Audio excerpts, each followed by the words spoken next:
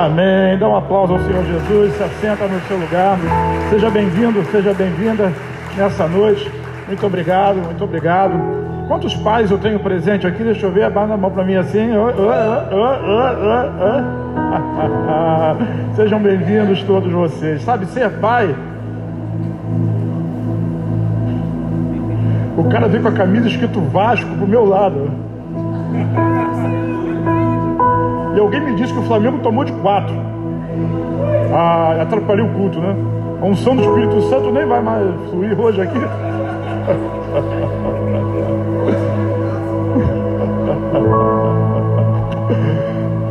Talvez você nunca tenha precisado dar uma banda no seu filho, né? Eu dei, né? Você fala, por favor, não conta essas coisas, mas ele conta, né? Ser pai é muito difícil, né? E assim, existe uma batalha espiritual que não existe sobre as mães. Nada contra as mães. Mas nós oramos a Deus e chamamos Deus de quê? De quê? De pai. E na verdade Jesus ensina isso, chamá-lo de Abba, que é papai, paizinho. Porque Deus quer que tenha uma intimidade. Como é que o inimigo trabalha, irmão? Pai, eu estou falando para os pais. Para interromper a relação entre um filho e um pai, entre um filho e Deus, fazendo com que a relação entre um pai humano e um filho humano seja interrompida.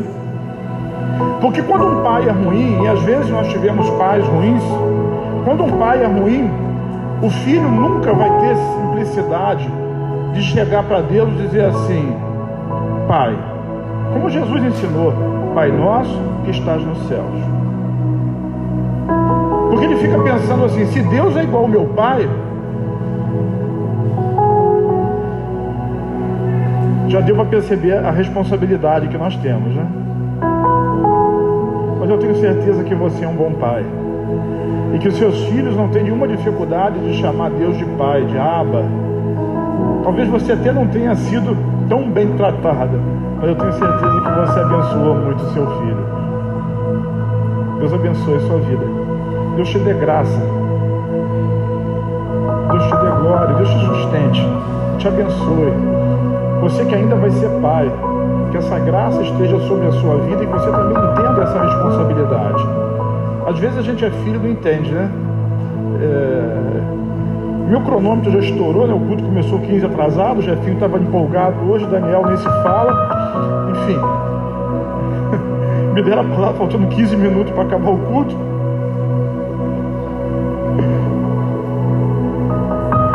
Tem uma história que aconteceu nos anos 60 e um jovem que hoje é um pastor importante, ele estava junto numa linha férrea e uma criança, ela entrou no meio dos trilhos e estava na hora, era uma estação e estava na hora do trem sair. O menino entrou no meio dos trilhos e estava na hora do trem sair. E quando perceberam que tinha uma criança lá, todo mundo começou a gritar. Mas quem foi lá socorrer a criança? O pai. Porque o risco de vida era muito grande. O pai entrou no meio dos trilhos e conseguiu colocar a criança para fora e disse para o filho assim: corre daqui e não olha para trás. Você sabe que o trem andou e o pai morreu, esmagado embaixo do trem. Esse jovem, que depois se transformou num pastor, ele ficou pensando sem entender por que o pai se sacrificou pelo filho. Por quê? Ele era um pai jovem. Se o filho morresse, ele podia ter outros filhos e substituí-lo. Mas esse jovem, ele só foi entender o que é o amor do pai quando ele teve os seus filhos. Só entende o amor do pai quem é pai. O filho não entende. O filho quer ir, o filho quer fazer, o filho quer ser adulto, o filho quer discutir, o filho quer botar posição. Quando aparece um pelinho na barba, já acha que é...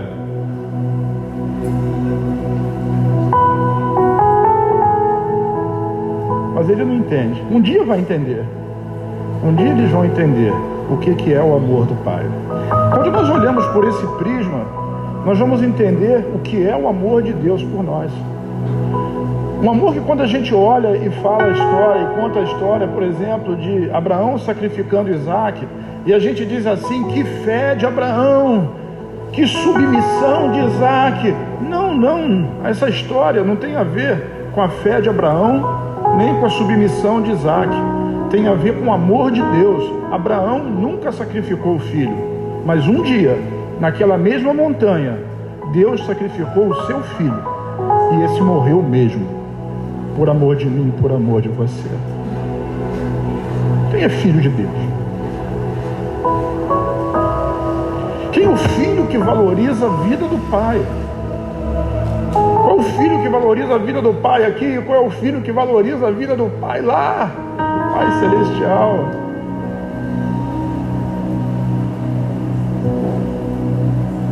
Vou contar uma historinha.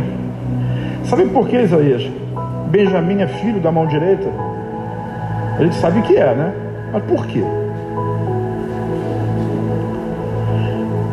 Porque todas as vezes que Deus vai abençoar alguém, diz assim, por exemplo: vinde benditos de meu Pai, possuir por herança, né? Aqueles, o reino que tem preparado para vocês desde a fundação do mundo, vocês ficam à minha direita. Mesmo que você seja canhoto, a esquerda sempre dá a direção do castigo, da punição, no lugar ruim. E a direita sempre dá o lugar da bênção de Deus, da provisão de Deus. Então escute isso. Benjamim nasceu, o original da Bíblia, Benjamim nasceu e Raquel morreu.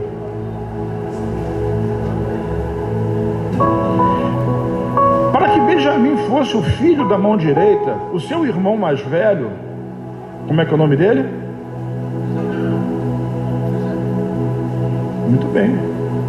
Como é que é o nome dele? José. Pelo menos Daniel sabe, aprendeu em casa, né? José, ele precisou ser traído, vendido, escravizado, colocado no calabouço, até que num determinado momento ele assumisse o trono. Isso lembra você de alguém? Yes. Que veio, que era um filho amado, que foi traído, que foi castigado, que foi feito de escravo, que foi jogado no calabouço, mas subiu para assumir o trono. Lembra alguém? Por isso, irmãos, nós somos a geração de Benjamim. O que Benjamim fez para poder ficar sentado no bem bom à direita de Deus? Nada. Ele usufruiu daquilo que José fez. Sabe, nós usufruímos daquilo que Jesus fez por nós.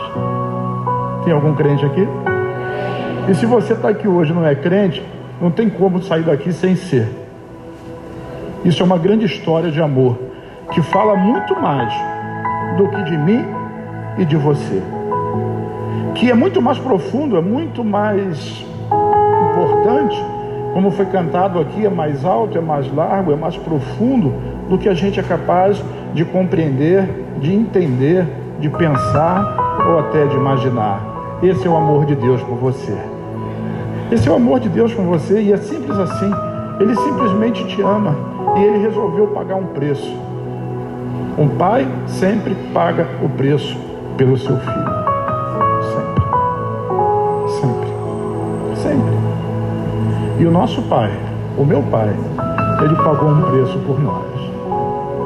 Eu me lembro que na noite que meu pai morreu, e assim, um dia, uma noite muito difícil, e o Espírito Santo, Deus falou comigo, Deus Pai falou comigo e disse assim: de agora em diante, você me chama de pai.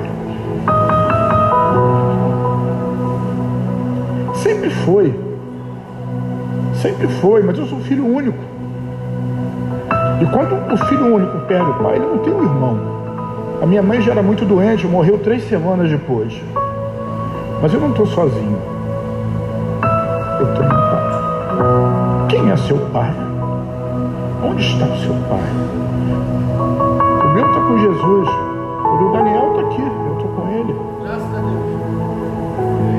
O seu pai físico talvez esteja aqui com você nessa noite, mas muito acima desse pai biológico, desse pai físico, existe um pai no céu, que é por você, que cuida de você, que se interessa por você, que está de olho em você. Sabe, Jesus chega a dizer que nem um fio da sua cabeça cai sem que ele não tenha conhecimento. Nada acontece sem que ele não saiba. Mas como um bom pai, ele não nos inibe, ele não nos proíbe, ele não nos restringe de fazer aquilo que a gente quer. Um dia o filho cresce. Um dia a ave é empurrada do ninho porque ela precisa aprender a voar. Um dia nós crescemos, aí nós somos adultos, responsáveis por aquilo que nós fazemos. Isso foi o que o Daniel contou, né? Eu tive que repreendê-lo porque ele casou, comprou a casa dele, ele vai embora. Vai cuidar da vida dele, vai deixar de ser meu filho? Não. Mas ele vai ter os filhos dele. E aí ele vai entender mais ainda. Mas a minha mulher, ela vai envelhecer comigo. Aliás, ela está envelhecendo, eu continuo novo. Eu acho que eu vou precisar de um encontro de casais. Só para explicar esse negócio. E às vezes a gente dá valor demais para aquilo que tem valor de menos. É verdade. Simples assim. A gente dá valor demais. Tem um monte de cadeira vazia aí porque o flamenguista ficou em casa vendo o Flamengo e não sabe que dá um azar miserável.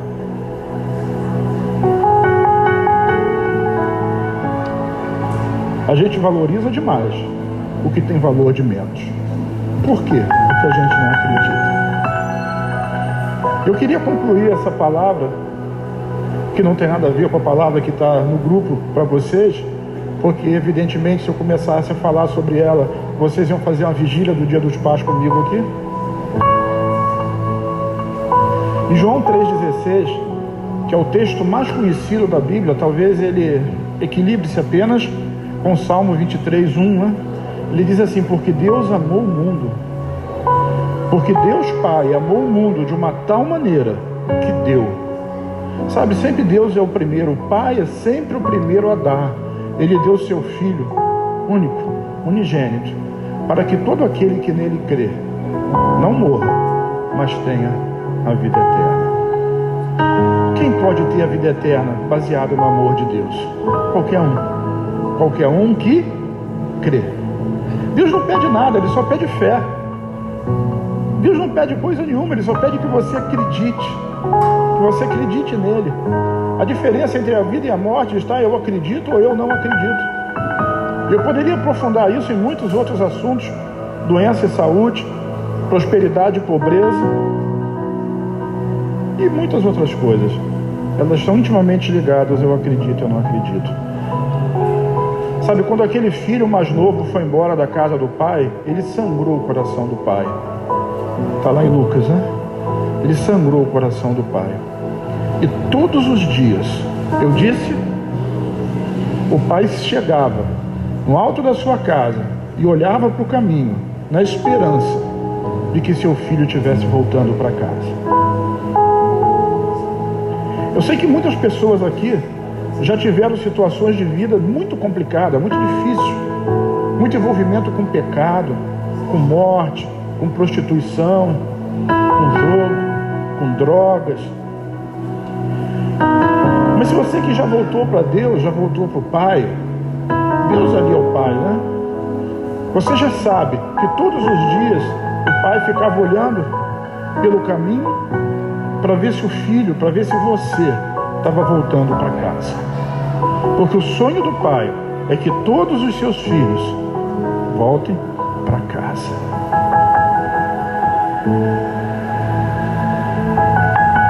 Um dia. Por isso eu ia falar hoje, não é do seu jeito, do jeito de Deus, o filho quebrou a cara.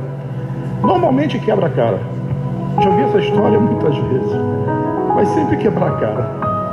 Às vezes tem orgulho e não volta para casa. Às vezes não consegue. Às vezes não consegue.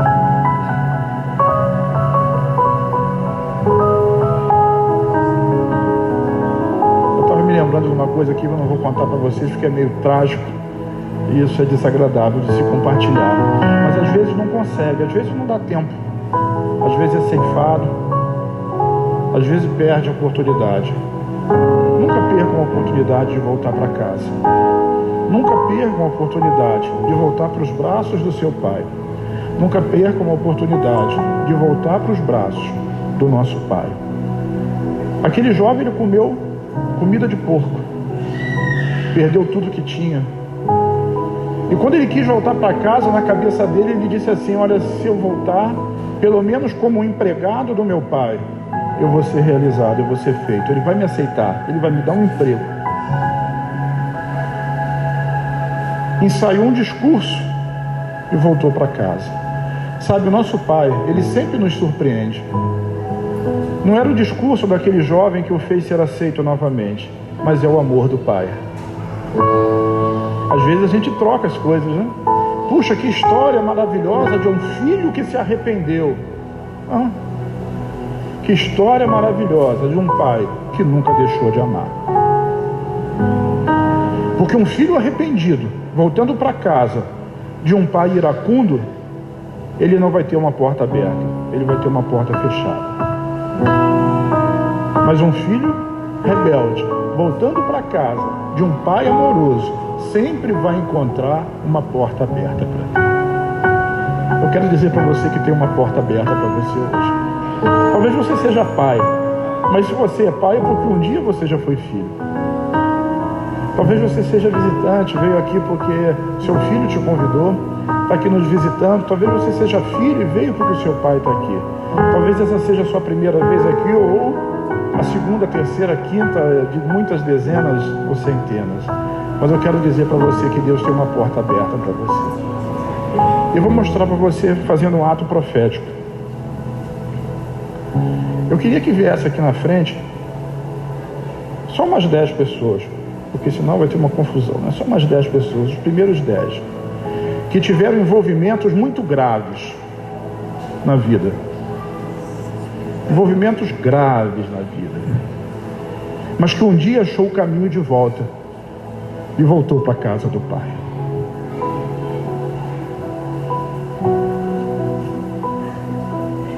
Eu não vou perguntar o que você fazia, nem o que você fez. Mas, gente, envolvido com tráfico, envolvido com morte, envolvido com prostituição, envolvido com macumbaria, envolvido com essas coisas, com essa tralha toda.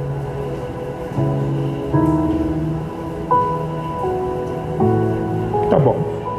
Chega um pouquinho, Will, para lá com... Ilma, chega um pouquinho para lá, por favor. Isso, para a gente ficar aqui na frente do palco. Mais um pouquinho para caber todo mundo aqui na frente. Amém. Esses aqui são filhos. Cada um tem uma história. Algum deles aqui eu conheço a história. De outros eu não conheço muito bem. Às vezes é mais velho. Igual o Jefinho de Itacoroa. Às vezes é jovenzinho. Mas o diabo ele não quer saber. Quando ele vem matar, roubar e destruir, ele não pede a carteira de identidade para saber qual é a sua idade. Ele quer matar seu bebê antes de nascer. Mas eles acharam um caminho de volta. E eu trouxe eles aqui para receber você, que hoje vai achar também um caminho de volta. Vamos ficar em pé em nome de Jesus?